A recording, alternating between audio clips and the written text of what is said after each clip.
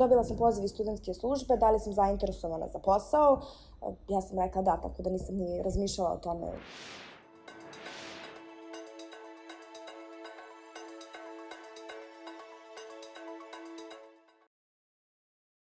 Moje ime je Zorana Metikoš, završna sam godina na Fakultetu za diplomatiju i bezbednost.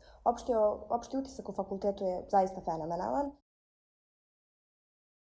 Predavanje su interaktivno, što je meni bilo jako bitno, jer volim zanimljivo predavanje, volim da učestvujem u predavanju.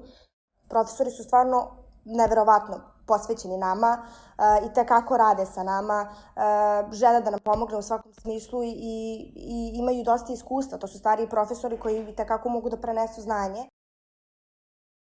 Imali smo zakazano predavanje na fakultetu, ja mislim da je bilo negde 28. septembar, došli su iz HR-a, iz kompanije i predstavili su firmu. Meni je to sve nekako izgledalo neverovatno, jer ne mogu da verujem da fakultet nalazi meni posao, i to sam bila 2. godina, u ovo vreme, iskreno. Svi znamo kad završimo fakultet da ili tražimo posao i teško je da se zaposli, a ja sam imala priliku u 2. godini da se zaposlim, i to u internacionalnoj kompaniji, u kanadskoj kompaniji koja posluje u Srbiji već nekoliko godina. Dođemo u stanicu, odnosno mesto gde radimo, i preuzimamo klijenta, odnosno firme. I tu kontrolišemo, odnosno nadgledamo 8 sati njihov posed. Takođe dozvoljavamo, znači imamo tu kontrolu pristupa, mi otvaramo kapije, zatvaramo i procesuiramo ljude, svaka osoba koja uđe i svaka osoba koja izađe. Takođe, ako neko nije na spisku, odnosno na autorizacionom spisku, onda moramo da zovemo. Zanimljiva stvar je što zovemo Ameriku ili Kanadu.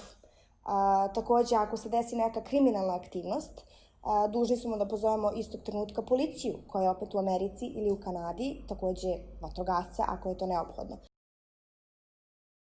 6 meseci rada sam dobila unapređenje i to u administraciji, znači više nisam agent, nemam nikakve veze